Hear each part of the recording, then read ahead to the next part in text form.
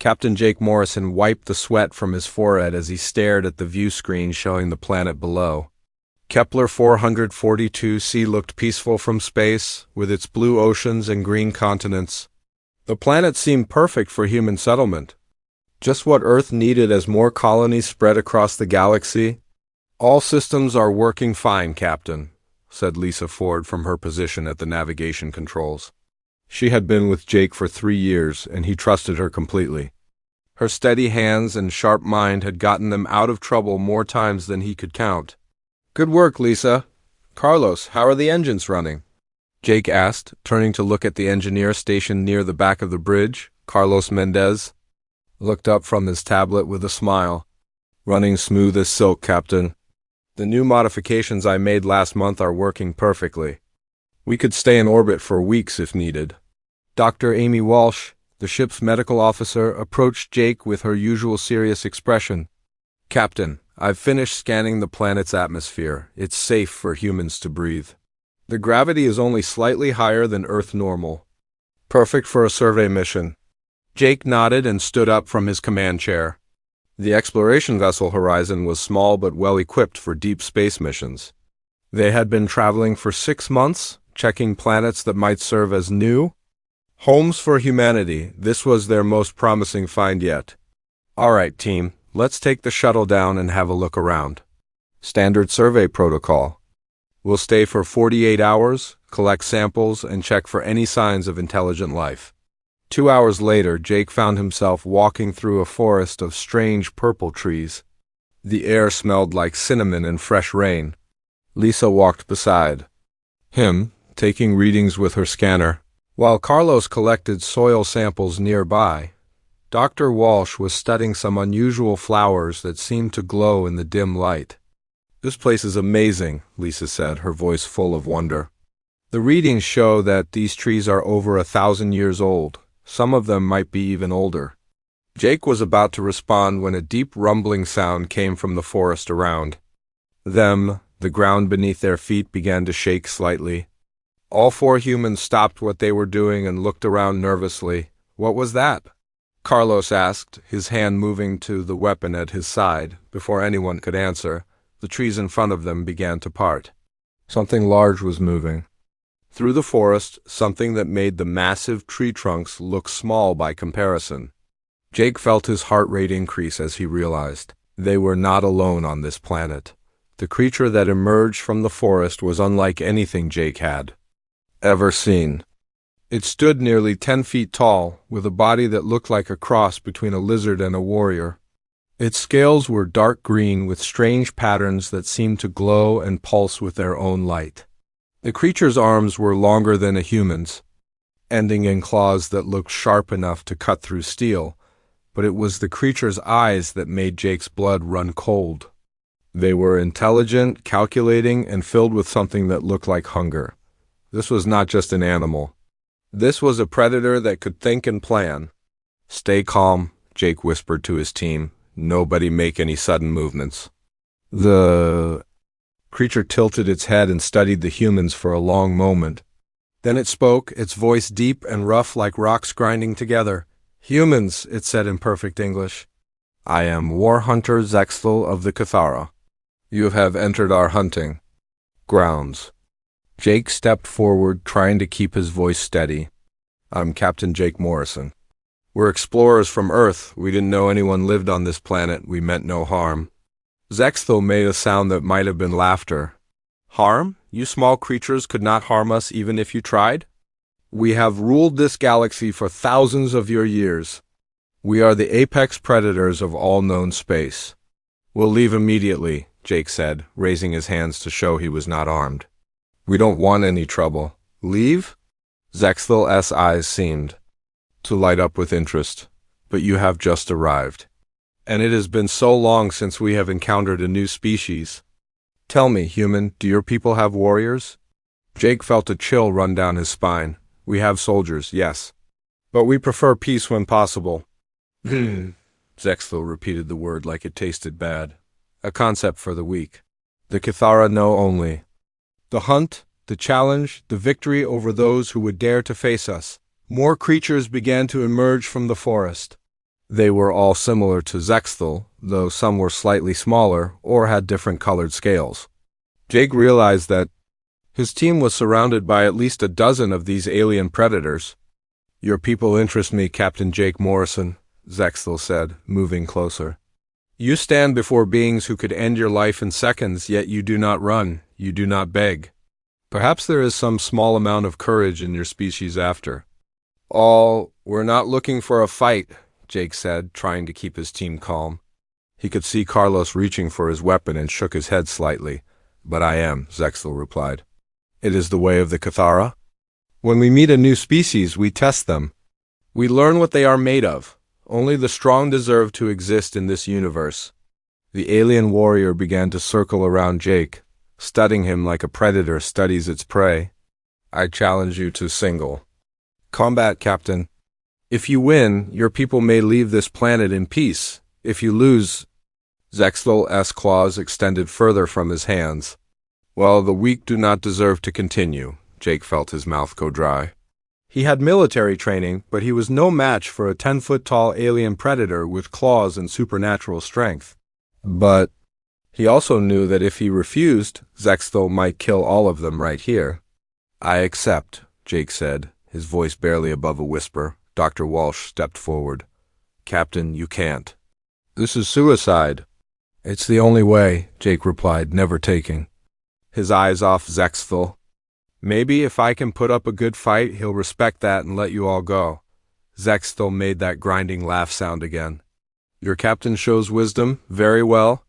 We fight with claws and strength, nothing more. No weapons, no tricks. Just predator against predator." The fight was over almost before it began.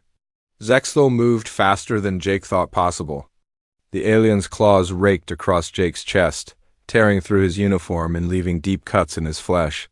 Jake tried to fight back, landing a few punches, but it was like hitting a stone wall. Zexthal grabbed Jake by the throat and lifted him off the ground. Jake could feel his air being cut off, his vision starting to go dark. He thought this was the end, but then, surprisingly, Zexthal set him down. Jake collapsed to his knees, gasping for breath. Blood ran down his chest from the claw marks. "Pathetic," Zexthal said, looking down at Jake with disgust. "Your species is even weaker than I expected. You are not worthy to be called prey." The alien warrior pressed one clawed hand against Jake's shoulder, and Jake felt a burning sensation.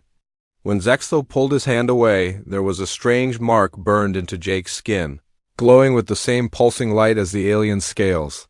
"This is the mark of shame," Zexthal explained. "It shows that you have been judged and found wanting. When you have grown stronger, when you have learned what it means to be a true warrior, I will return. Then we will finish what we started today." Zexthal turned away from Jake and addressed the other humans. "Take your broken captain and leave this place. Do not return until he is ready to face me as an equal."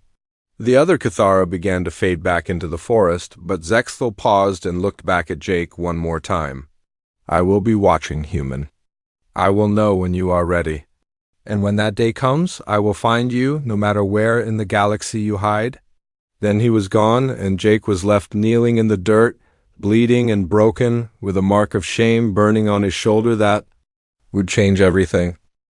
2 years had passed since Jake Morrison's encounter with Zexthal, but the memory still haunted him every single day. He no longer wore the uniform of a starship captain. Instead, he worked as security chief for the mining colony of New Colorado, a small settlement on the edge of human space where people came to start over or forget their past. Jake touched the mark on his shoulder as he walked through the dusty streets of the colony. The alien brand still pulsed with a faint light, especially at night. The doctors on Earth had tried everything to remove it, but nothing worked. It was part of him now, a constant reminder of his failure. The colony was built around a large mining operation that dug deep into the planet's surface, looking for rare metals needed for spacecraft construction. About 300 people lived there, including miners, engineers, shopkeepers, and their families. It was a rough place, but Jake found some peace in the simple work of keeping order. "Morning, Chief," called out Pete Johnson as Jake passed the main equipment depot. Pete was one of the senior miners, a big man with calloused hands and a friendly smile. Everything quiet last night?" "Nothing but the usual," Jake replied, though that wasn't entirely true. He had been having strange dreams again, dreams filled with lights and sounds he couldn't understand. Sometimes he woke up feeling like someone was trying to tell him something important, but he could never remember what. Jake continued his morning patrol, checking on the perimeter sensors and making sure all the security systems were working properly. The colony was surrounded by a simple fence and had basic defenses, but they were far from any major trade routes. Most people figured they were too small and remote for anyone to bother with. Dr. Helen Cross was waiting for him at the security office when he returned. She was a former scientist from Earth who had come to New Colorado to study the planet's unusual geology. She was about 40 years old, with short brown hair and intelligent eyes that seemed to notice everything. "Jake, we need to talk," she said, her voice serious. "What's wrong?" Jake asked, pouring himself a cup of coffee from the machine in the corner. "It's about you. I've been watching, and I think something is happening to you. Something important." Jake frowned. "I don't know what you mean." Helen pulled out a small tablet and showed him a series of charts and graphs. "I've been taking readings around the colony for my research, but I've also been monitoring the people here, just basic health and safety stuff. Your readings are different, Jake. They've been changing over the past few months." "Different how?" "Your reflexes are faster. Your strength has increased. Your eyes show better night vision than they should, and there's something else." Helen pointed to one of the graphs. "You're giving off a very low level of electromagnetic energy. It's the same type of energy that your shoulder mark produces." Jake set down his coffee cup. "What are you saying?" "I think your encounter with that alien did something to you. Something that's still happening. You're changing, Jake, and I don't think it's finished yet." Before Jake could respond, an alarm began blaring throughout the colony. The sound meant only one thing: they were under attack. Jake grabbed his weapon and radio, then rushed outside with Helen following close behind. The attack came from the planet's native life forms. They were called crystal beasts by the colonists, strange creatures that looked like living rock formations. They normally stayed deep underground, but sometimes they came to the surface and attacked anything that moved. 3 of the creatures had broken through the colony's outer fence. Each one was about the size of a small truck, with sharp crystalline spikes covering their bodies. Their eyes glowed with an inner light, and they moved with surprising speed for something made of stone. "Everyone get to the shelters!" Jake shouted over the alarm. He could see families running for the reinforced buildings in the center of the colony. The miners were grabbing their tools and weapons, ready to fight. The first crystal beast charged straight at Jake. He raised his rifle and fired, but the bullets just bounced off the creature's rocky hide. The beast's claws scraped against the ground as it ran, leaving deep grooves in the dirt. Jake dove to the side just as the creature reached him. He rolled and came up firing again, this time aiming for the creature's glowing eyes. One shot hit its mark, and the beast let out a sound like breaking glass. It turned toward Jake, now very angry. That's when something strange happened. As the crystal beast lunged at him, Jake felt a sudden surge of energy flow through his body. Time seemed to slow down. He could see the creature's movements clearly, could predict exactly where it would strike. Without thinking, he moved in. A way that should have been impossible. Jake slipped under the creature's claws and placed his hand against its rocky chest. Energy flowed from his body into the beast, and suddenly the creature stopped moving. Its glowing eyes dimmed, and it fell to the ground like a pile of ordinary rocks. What the hell was that? Pete Johnson shouted from across the street. He had seen the whole thing. Jake stared at his hands. They were glowing with the same light as his shoulder mark. He could feel energy flowing through him like electricity in his veins. It felt strange, but also somehow right, like he was finally becoming what he was meant to be. The second crystal beast was attacking a group of miners near the equipment depot. Jake ran toward it, moving faster than he had ever run before. His feet barely seemed to touch the ground. When he reached the creature, he placed both hands on its back and let the energy flow. The beast crumbled to dust. The third creature was the largest of the three. It had cornered a family near the school building, and Jake could hear children crying. He approached this one more carefully, trying to understand what was happening to him. As he got closer, Jake realized he could sense the creature's energy patterns. It was like looking at a map of electrical currents flowing through the beast's body. He could see where the energy was strongest, where it was weakest. He knew exactly how to disrupt it. Jake reached out with his mind, something he didn't even know he could do. He found the creature's energy source and simply turned it off. The crystal beast collapsed immediately, becoming nothing more than a pile of pretty rocks. The colony was safe, but everyone was staring at Jake. He could see fear in some faces, wonder in others. Helen Cross was looking at him with the expression of a scientist who had just made an incredible discovery. "Jake," she said quietly, "I think we need to run some tests." Over the next few days, Helen worked with Jake to understand what had happened. To him, they discovered that he could sense and manipulate electromagnetic fields. He could interface with electronic devices just by touching them. His strength and speed had increased far beyond human normal. His healing was also faster, and he needed less sleep.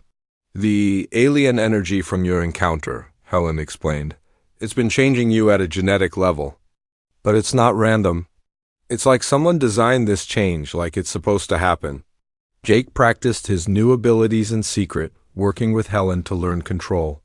He could feel himself continuing to change, becoming something more than human, but still holding on to what made him human in the first place. Meanwhile, somewhere across the galaxy, Zexthel was growing bored with easy conquests. He had defeated dozens of species since leaving the humans, but none had provided a real challenge. He found himself thinking more and more about the weak captain he had marked with shame. Perhaps it was time to see if the human had learned anything. Perhaps it was time to finish what they had started. 3 months after the Crystal Beast attack, Jake Morrison was still discovering new abilities almost every day. He could now see in complete darkness, hear conversations from across the colony, and sense the emotions of people around him. The mark on his shoulder had grown brighter, and sometimes Helen noticed it pulsing in patterns that looked almost like a language. "The energy readings are off the charts today," Helen said, checking her instruments as Jake sat in her makeshift laboratory. She had converted part of the colony's research station into a place where they could study his transformation safely. Jake nodded, but his attention was focused elsewhere. For the past week, he had been feeling a strange pull toward the deep. Mining tunnels. It was like someone was calling to him from far underground, but he couldn't explain the feeling to anyone, not even Helen. "I need to go down to the lower levels," Jake said suddenly. Helen looked up from her tablet. "The mining tunnels? Why? I don't know, but something down there is important. I can feel it." 2 days later, Jake convinced Tony Blake, the colony's chief engineer, and Rachel Kim, who handled communications, to join him on an expedition to the deepest parts of the mine. Tony was a practical man who knew every tunnel and shaft in the mining operation. Rachel was curious about everything and had become fascinated by Jake's transformation. "We've never gone this deep before," Tony said as they descended in the mining elevator. "The equipment shows solid rock for another 1,000 feet, but we stopped digging here because the rock got too hard for our tools." The elevator came to a stop at level 15, the deepest point humans had reached. Jake immediately felt the pull getting stronger. He walked to the end of the tunnel and placed his hand against the solid rock wall. "There's something behind this wall," he said. Rachel checked her scanner. "Tony's right. The readings show solid rock for as far as the equipment can detect." But Jake was already pressing both hands against the wall. Energy flowed from his body into the rock, and suddenly the wall began to glow. Ancient symbols appeared on the surface, symbols that looked similar to the mark on Jake's shoulder. "What is that?" Tony asked, stepping back as the symbols grew brighter. The rock wall dissolved like it was made of water, revealing a corridor that stretched into darkness. The walls were covered with the same glowing symbols, and the air coming from the passage felt warm and somehow alive. "We should go back and get more people," Rachel said. But Jake was already walking into the corridor. The passage led to a massive underground chamber filled with structures that were clearly not human. The buildings were made of the same material as the tunnel walls, and they pulsed with soft light. In the center of the chamber stood a tall spire that reached up toward the ceiling. "This is impossible," Tony whispered. "We did geological surveys of this entire area. There's no way we could have missed something this big." Jake approached the central spire and felt the energy around him increase. When he touched the surface, images flooded his mind. He saw a race of beings that looked almost human, but taller and more graceful. He saw great cities among the stars, advanced technology, and epic battles against creatures that looked very much like the Cathara. "They were called the Architects," Jake said, though he didn't know how he knew this. "They built this place millions of years ago. They were fighting a war." More images flashed through his mind. He saw the Architects facing defeat against the Cathara, who were younger then, but just as violent. As their civilization fell, the Architects made a desperate choice. They encoded their knowledge and abilities into genetic patterns and scattered them across the galaxy, hoping that someday their descendants would find them and continue the fight. "The Architects didn't die," Jake said, his voice filled with wonder. "They evolved. They became something beyond physical form, and they left instructions for others to follow." Rachel was recording everything with her equipment. "Jake, your energy readings are going crazy. Whatever this place is, it's affecting you strongly." Jake moved deeper into the chamber, drawn to other structures. Each one he touched gave him more knowledge, more understanding of what he was becoming. The Architects had been humanity's ancestors, separated by millions of years of evolution.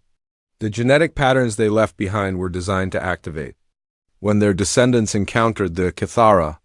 "They knew this would happen," Jake said. "They knew the Cathara would eventually find humanity, so they prepared us." In the largest building, Jake found something that looked like a combination of computer and living organism. When he placed his hands on it, the device activated, and suddenly the entire chamber filled with holographic displays showing star maps, genetic codes, and technology blueprints. "This is incredible," Tony said, staring at designs for spacecraft that were far beyond anything humans had built. These technologies could change everything. But Jake was focused on something else. The device was showing him the next stage of his transformation. He could see what he was becoming, and it was both exciting and terrifying. His human nature would remain, but it would be enhanced by capabilities that the Architects had spent millions of years developing. "I can interface with any technology," Jake said, understanding flooding through him. "I can manipulate energy at the quantum level. I can heal others, enhance their abilities, even help them evolve." Rachel was taking readings as fast as she could. "Jake, you're giving off enough energy to power the entire colony. How is that possible?" "The Architects learned to draw power from the fundamental forces of the universe," Jake explained. "They became beings of pure energy while keeping their consciousness intact. They're still out there, somewhere beyond our dimension, watching and waiting." Suddenly, Jake felt a familiar presence. The mark on his shoulder began to burn, and he knew without looking that it was glowing brighter than ever before. "He's coming," Jake said. "Who?" Tony asked. "Zexthel? He's tracked me here. The Cathara can sense Architect technology, and this place is like a beacon to them." As if summoned by Jake's words, alarms began sounding throughout the colony above them. Rachel's communication device crackled to life with panicked voices reporting strange ships in orbit. "We need to get back to the surface," Jake said. But as he started to leave, the Architect device pulsed with energy, and suddenly Jake's transformation accelerated. His healing abilities expanded until he could repair damage at the cellular level.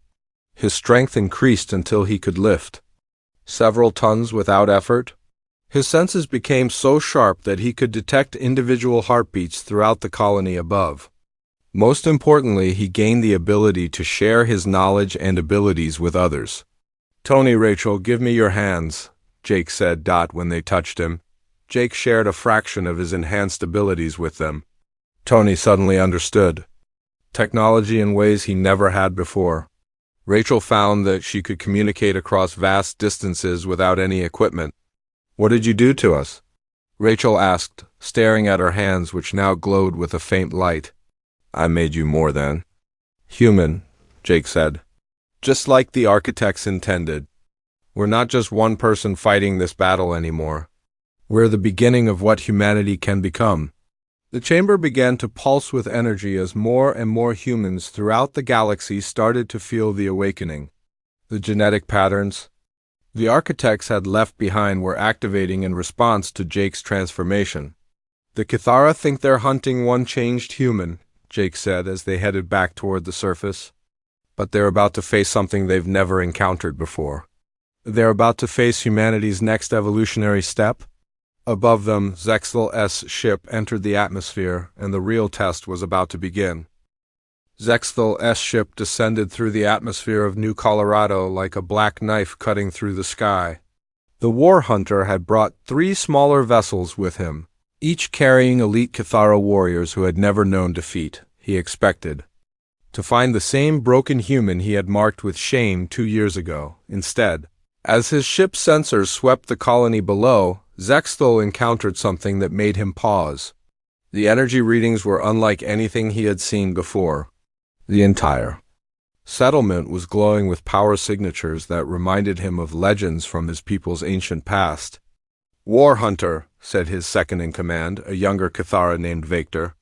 "The energy patterns match the old stories about the architects, but that's impossible. The architects were destroyed long ago." Zexthal's eyes narrowed as he studied the readings. "Perhaps they were not as destroyed as we believed. Prepare for battle, but be cautious. Something has changed here." Down in the colony, Jake Morrison stood in the center of the main square, his enhanced senses tracking every movement of the Kithara ships above. The mark on his shoulder was now blazing with light so bright that it could be seen through his shirt. Around him, the colonists were taking defensive positions, but they were no longer ordinary humans. In the 3 days since Jake's awakening in the architect ruins, he had shared his abilities with everyone in the colony. Each person had received enhancements suited to their role. The miners could now manipulate earth and rock with their minds. The engineers understood technology at levels that seemed impossible. The medical staff could heal injuries that would have been fatal just days before. "Remember what we practiced?" Jake called out to his people. "We're not just fighting for ourselves, we're fighting for the future of humanity." Helen Cross stood beside him, her scientific mind now enhanced to process information at incredible speeds. She could analyze the Kithara ships and predict their strategies before they even formed them. "Jake, I'm reading 17 Kithara warriors total. They're stronger than normal humans, but I think we can handle them." Tony Blake was stationed at the colony's power station, which he had modified using architect technology. The entire settlement was now protected by energy shields that drew power from the planet itself. "Shields are at full strength," he reported. Through the mental link Jake had established with all the colonists, Rachel Kim was coordinating communications, but she no longer needed any equipment. Her enhanced abilities allowed her to speak directly into the minds of everyone in the colony. "The lead ship is landing at the north entrance. 3 warriors coming out. The other ships are positioning for a coordinated attack." Jake nodded and began walking toward the north entrance. His footsteps left glowing prints in the dirt, and the air around him shimmered with energy. He was no longer the broken captain who had been defeated so easily before. He was something new, something the Kithara had never faced. Zexthal emerged from his ship with 2 of his finest warriors beside him. The War Hunter was larger than Jake remembered, and his scales seemed to pulse with their own inner light. But when he saw Jake approaching, Zexthal stopped and stared. "You," Zexthal said, his voice carrying a note of surprise. "You have changed." "I have," Jake replied, his voice calm and confident. "I've become what I was always meant to be." The other Kithara warriors spread out to flank Jake, but he didn't seem concerned. He could sense their movements, predict their attacks, and counter their strategies before they even thought of them. The architect knowledge flowing through his mind gave him understanding of combat techniques that were millions of years old. You think you can challenge me now? Zexthel asked, his claws extending from his hands. I have defeated species across the galaxy. I have never lost a battle. That's because you've never fought someone like me, Jake said. The first attack came from one of the flanking warriors, a Kithara called Nexval who moved with lightning speed. But Jake was already moving before the alien even started his charge. He sidestepped the attack and placed his hand on the warrior's chest. Energy flowed from Jake into the Kithara, not to kill but to change. Nexval stumbled backward, his eyes wide with shock. The aggressive hunger that had driven him all his life was gone, replaced by something like wonder. What did you do to me? He asked. I showed you what you could become, Jake said. The Kithara don't have to be predators. You can evolve, just like we did. The second warrior, Kextul, attacked with more caution. She used her phasing ability to become partially invisible, moving through solid matter to strike from unexpected angles, but Jake could see her energy patterns even when she phased. He caught her mid-strike and held her gently but firmly. You can choose, Jake said to her. You can stay trapped in the old ways, or you can become something greater. Kextul looked into Jake's eyes and saw something there that she had never encountered before. It wasn't fear or anger or the desire to dominate. It was compassion, strength, and the offer of transformation. She stopped struggling and allowed Jake's energy to flow into her. Zexthel watched in amazement as two of his best warriors were changed by the human's touch. They still looked like Kithara, but their aggressive postures had relaxed. They stood straighter, their eyes clearer, as if they had been freed from something that had been controlling them. Impossible, Zexthel growled. The Kithara cannot be changed. We are what we are. You are what you choose to be, Jake said, turning to face the war hunter. The architects learned that lesson millions of years ago. They transcended their nature and became something better. You can too. The battle that followed was unlike anything that had ever been fought. Zexthel attacked with all his strength and speed, using techniques that had defeated countless opponents. But Jake met him move for move, his enhanced abilities allowing him to match the alien's physical prowess while surpassing his strategic thinking. They fought through the colony streets, neither gaining a clear advantage. Zexthel's claws sparked against Jake's energy shields. Jake's attacks were precise and powerful, but Zexthel's experience and skill kept him in the fight. Meanwhile, the other Kithara ships had landed and discharged their warriors. But they found themselves facing colonists who were no longer helpless humans. Sam Rodriguez, the colony's pilot, could now fly without a ship, his body surrounded by energy fields that let him soar through the air. Lisa Bennett, who had been a simple bookkeeper, now coordinated the defense with tactical skills that would have impressed a military general. The battle raged for hours. Some Kithara warriors chose to accept Jake's offer of transformation. Others fought to the end, unable to let go of their predatory nature. But slowly, the tide turned in favor of the colonists. As the sun began to set, Jake and Zexthel faced each other in the center of the colony. Both were tired, both had been wounded, but neither was ready to surrender. You fight well for a human, Zexthel admitted, breathing heavily. But you cannot change what I am. I am War Hunter. I am Predator. I am Kithara. You are more than that, Jake said, extending his hand. You are a being capable of growth, of choice, of becoming something greater than you ever imagined. The question is, are you brave enough to try? For the first time in his long life, Zexthel hesitated. He looked at his warriors who had been transformed, saw the peace in their eyes, and felt something stir within him that he had never experienced before. It was the possibility of change, of becoming something other than a predator. The final confrontation was about to begin. The final battle between Jake Morrison and Zexthel moved beyond the physical world. As the two warriors faced each other in the center of New Colorado, reality itself seemed to bend around them. Jake's transformation had reached its peak, and he now existed partially in the same dimensional space that the architects had achieved millions of years ago. You want to change me, Zexthel said, his voice carrying both anger and something that might have been fear. But I am the greatest. War hunter of my people, I have conquered star systems.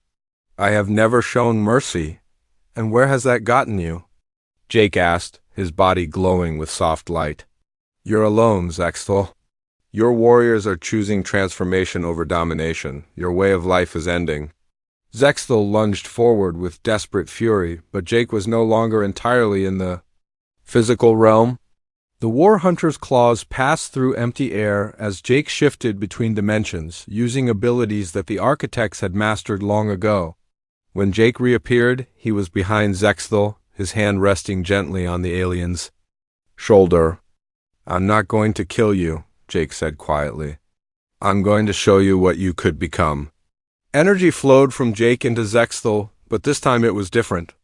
Instead of the violent transformation that had changed the other Kithara, this was gentle, patient, like a teacher helping a student understand a difficult lesson.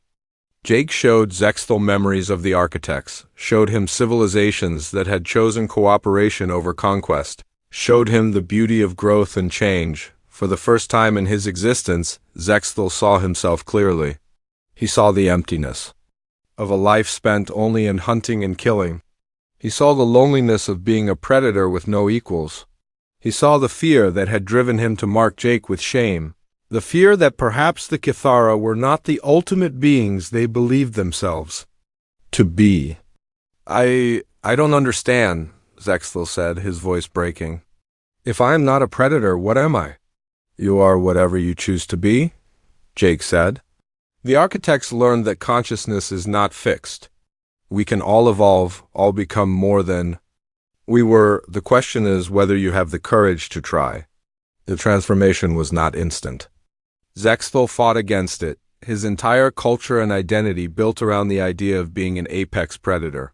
But slowly, gradually, he began to change. The aggressive hunger that had driven him for centuries began to fade, replaced by curiosity, by wonder, by the desire to understand rather than to destroy. The mark, Zexthal whispered, looking at Jake's shoulder where the brand still glowed. I gave you the mark of shame. And now it's become something else, Jake said. The mark was no longer a symbol of defeat, but a beacon of transformation. Proof that even the greatest failures could become the seeds of the greatest victories. As Zexthal's transformation completed, something remarkable happened. Across the galaxy, other Kithara began to feel the change. The psychic connection that linked their species carried the news that their greatest war hunter had chosen evolution over domination. Some rejected the idea completely, but others, especially the younger ones, began to question the old ways. Meanwhile, the transformation was spreading among humans as well. The genetic patterns that the architects had left behind were activating in response to Jake's breakthrough. On Earth, on colonies across human space, people were beginning to experience enhanced abilities, deeper understanding, and the capacity for growth that went beyond anything they had imagined. Dr. Helen Cross monitored the global changes from her equipment in the colony. Jake, we're getting reports from all over human space. People are changing, evolving, becoming more than they were. It's like you've activated something that was sleeping in all of us. That was the plan, Jake said, understanding flooding through him as he accessed more of the architect knowledge. The architects knew that evolution couldn't be forced on just one person. It had to spread naturally, from choice to choice, from heart to heart. Tony Blake and Rachel Kim were helping to coordinate the global awakening. Tony's enhanced engineering skills had allowed him to build communication devices that worked across dimensional boundaries. Rachel's expanded consciousness could reach minds on distant planets, helping newly awakened humans understand their changes. We're getting requests for help from colonies that are hundreds of light years away, Rachel reported. People are scared, excited, confused. They need guidance. Then we'll give it to them, Jake said. Not as rulers or teachers, but as friends. Helping friends. The transformed Kithara warriors were also part of the new community. Nexville and Kextul had become bridges between their species and humanity, helping other Kithara understand that strength could come from cooperation rather than domination. They worked alongside the human colonists, their enhanced abilities complementing human innovation and creativity. We spent so long hunting, Nexville said to Jake one evening as they watched the sunset over New Colorado. We never learned to build, to create, to grow. You have given us the chance to become more than we ever dreamed. But the greatest change was in Zexthel himself. The former war hunter had become something entirely new, a being who combined the physical capabilities of his species with the wisdom that came from choosing growth over destruction. He spent his days learning from the architect ruins, understanding technologies and philosophies that his people had tried to destroy. I owe you an apology, Zexthel said to Jake one day. I marked you with shame, but the shame was mine. I was afraid that there might be beings greater than the Cathara, so I tried to destroy anything that might challenge our supremacy. You don't owe me anything, Jake replied. You made a choice to change, and that choice has changed everything. 6. Months after the final battle, New Colorado had become something unprecedented in galactic history. It was a place where multiple species lived and worked together, where humans and Cathara and other beings who had heard about the transformation came to learn and grow. The colony had expanded into a small city with buildings that combined human engineering with architect technology and Cathara artistic sensibilities. Jake often stood on the observation deck of the central spire, looking out over the community they had built.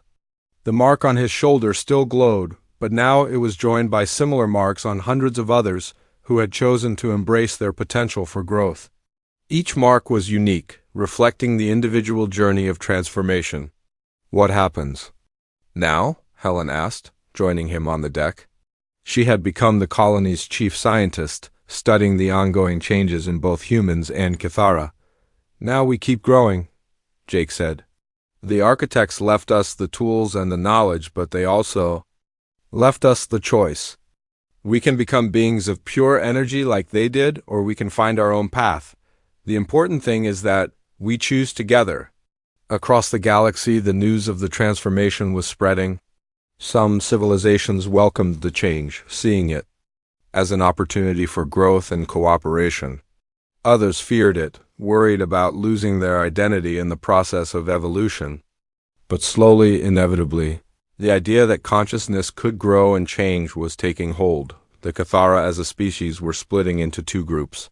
The older, more traditional members clung to their predatory ways, but the younger generation was embracing the possibility of transformation. Civil war seemed likely, but it would be a war fought over ideas rather than territory. Jake looked up at the stars, knowing that out there on thousands of worlds, beings were making the same choice he had made. The choice to grow, to change, to become more than they had been.